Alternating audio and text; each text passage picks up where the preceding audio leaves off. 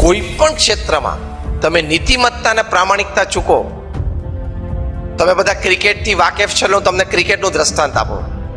ગયા વર્ષે 2018ની સાલમાં ઓસ્ટ્રેલિયા અને સાઉથ આફ્રિકા વચ્ચે ટેસ્ટ અને વન ડે સિરીઝ સાઉથ આફ્રિકામાં ચાલતી હતી. એમાં પ્રશ્ન એવો થયો કે ઓસ્ટ્રેલિયાના એક ખેલાડીએ ખિસ્સામાંથી એક નાનું પતરું કાઢીને બોલ ઉપર ઘસ્યું. બોલ ટેમ્પરિંગનો મોટો કેસ બનેલો, જે વિડીયો કેમેરામાં પકડી ગયો. અને એમાં કેસ પછી આગળ ચાલ્યો એટલે 3 જણાને ઉપર 1 વર્ષનો બેન આવી ગયો. એક તો સ્ટીવ સ્મિથ, ઓસ્ટ્રેલિયાના કેપ્ટન, જે બહુ જ સારા બેટ્સમેન છે.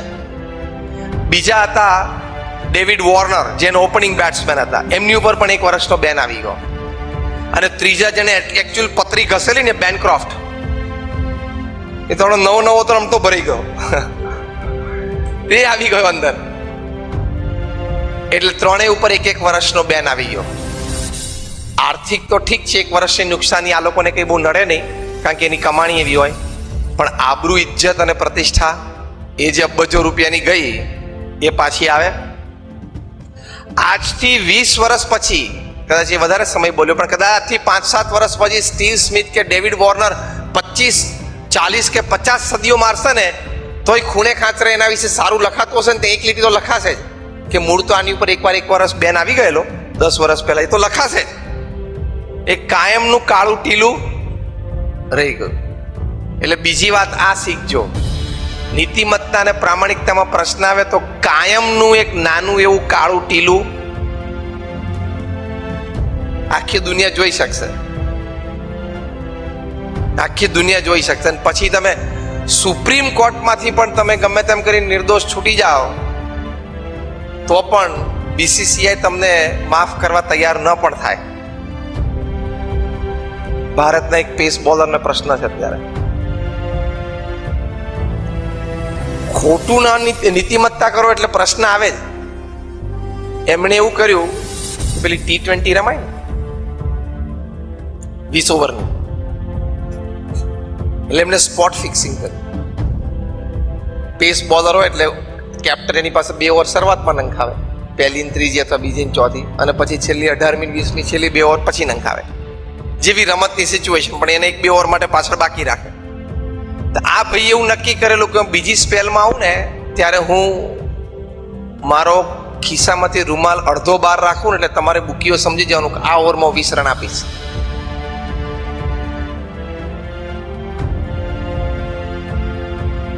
ફાસ્ટ બોલર્સ હોય તો બાઉન્ડ્રી લાઈન ઉપર ફિલ્ડિંગ કરતા હોય, એટલે કેપ્ટન એને બોલાવે 18મી કે 19મી ઓવરમાં બોલ નાખવા માટે, એટલે તરત રૂમાલ બહાર કાઢી અને મોઢું બોડું લૂછે, એટલે આપણે એમ થાય જરા ફ્રેશ થાય.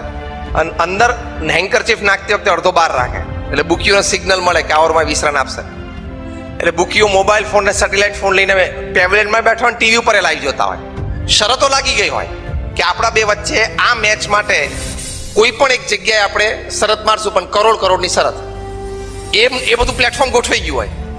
એટલે આ વ્યક્તિ ફોન કરે બુકી કે બોલ આ ઓવરમાં બેટ્સમેન 20 રન કરશે.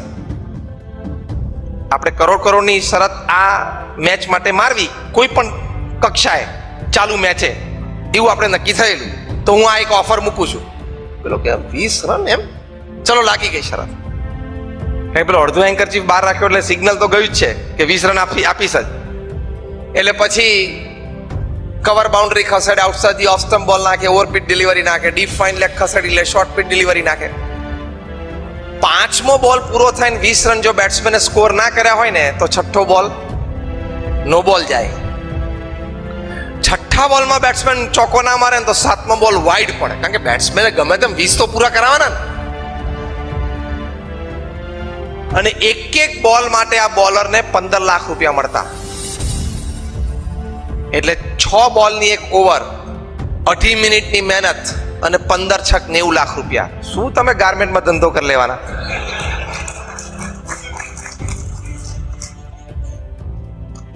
અને પાછું એ પણ હતું કે ભાઈ જો હું ટ્રાય કરીશ કે એને 5 બોલમાં 20 પૂરા કરાવી દઉં, પણ કદાચ ના પત્યો મારે એક બોલ એક્સ્ટ્રા નાખવા પડે તો કે એના 15 લાખ નક્કી. હવે આવા પૈસા કોને શરૂઆતમાં ના ગમે? અને પછી એમના મિત્ર સાથે અહીંયા મલાડમાં ઇન ઓર્બિટમાં મોલમાં ખરીદી કરવા જાય તો એક ખરીદીનું બિલ 50 લાખ, 60 લાખ, 90 લાખ. કારણ કે પૈસાનો તો ધોધ વરસતો હતો. કોકને ડાઉટ થયો કે જે બાજુથી ફિલ્ડિંગ ખસે છે એ બાજુ કેમ ચોકા વાગે. કોક તો બુદ્ધિશાળી બેઠા હોય ને. પછી દિલ્હી પોલીસને આ વાતની માહિતી મળી. દિલ્હી પોલીસે એમના ફોન કોલ રેકોર્ડિંગ ચાલુ કર્યા અને ખબર પડી કે આ તો સ્પોટ ફિક્સિંગ છે. ચાલુ આઈપીએ એમને ઉપાડી લીધા અને ત્યાં તિહારમાં રાખ્યા અને કસ્ટડીમાં રાખ્યા અને પૂછપરછ કરીને બીસીસીઆઈએ 5 વર્ષ તો બેન મૂકી દીધો કે હવે તમારે જિંદગીમાં કોઈ દિવસ અહીંયા મિલન મોલમાં આવીને ગાર્મેન્ટ ધંધો કરવાનો નહીં. ખબર પડી. એ ભાઈને એવું કહેવામાં આવ્યું કે તમારે ક્રિકેટના ગ્રાઉન્ડ ઉપર જઈને ક્યારેય બોલ પકડવાનો નહીં, તમે શાંતિથી ઘરે બેસો. બેસાડી દીધા. એટલે નીતિ નિયમ અને સિદ્ધાંત સાથે ચેડા કરીને કોઈ દિવસ કોઈ વ્યક્તિ સફળ થઈ નથી, થશે નહીં. કદાચ 1-2 સોદા ખોટી રીતે તમારા હાથમાં આવી પણ ગયા, થોડો માલ મળી પણ ગયો, પણ એ ખરાબ રીતે પાછો આજે નહીં તો વર્ષે કે 2 વર્ષે કે 5 વર્ષે પાછો જતો રહેશે જ. એ સિદ્ધાંત છે. ખોટું લાંબુ ટકતું નથી, લાંબુ જે ટકે હંમેશા સાચું જ હોય.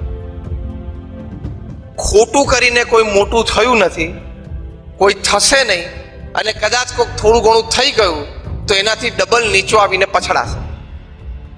એટલે નીતિમત્તા હંમેશા ચોખ્ખી રાખજો ને. અંગ્રેજીમાં એક સરસ કહેવત છે, no pillow is as soft as a clear conscience. તમે રાત્રે તમારા બેડરૂમમાં સુવા જાઓ ને પોચામાં પોચું ઓસીકું કહ્યું કે જેમાં તમને સરસ ઊંઘ આવે, એ તમારું કોન્સાયન્સ ક્લિયર હોય, તમારું હૃદય ચોખ્ખું હોય કે મેં કોઈનું ખોટું કર્યું નથી, મેં કોઈને દગો નથી દીધો, મેં ક્યાંય અનીતિમત્તા રાખી નથી, તો એના જેવો આનંદ જ પૃથ્વી પર નથી. નીતિમત્તા રાખીને તમે સામાન્ય રોટલો ખાતા હશો ને તોય તમને આનંદ આવશે. નીતિમત્તા છોડીને તમે સારામાં સારો પીઝા ખાતા હશો ને તોય તમારો આનંદ નહીં.